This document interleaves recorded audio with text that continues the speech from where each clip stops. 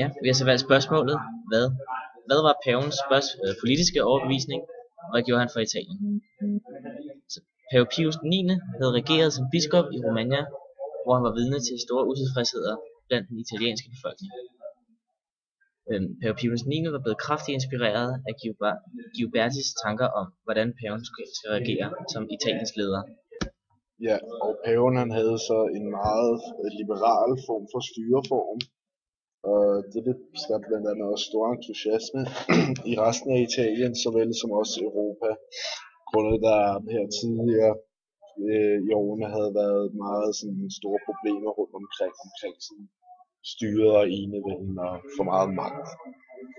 Men før ligesom valget af som pave, havde Pius ikke gjort sådan noget sådan meget bemærkelsesværdigt.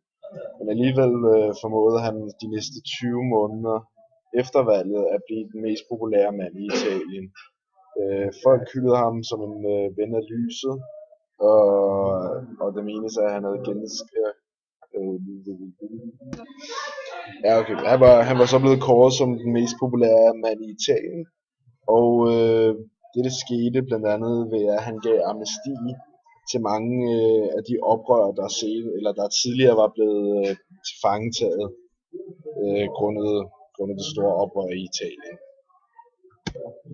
En anden grund til, at Pius 9. han blev så populær, det var, at han opstartede bygningen af togskinner og installation af belysning gennem Roms gader.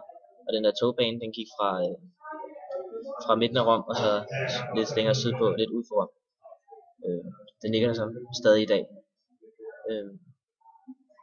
Han forbedrede også de agrikulturelle teknologi og produktivitet via landmandsuddannelser i nykonstruerede videnskabelige agrikulturelle institutioner.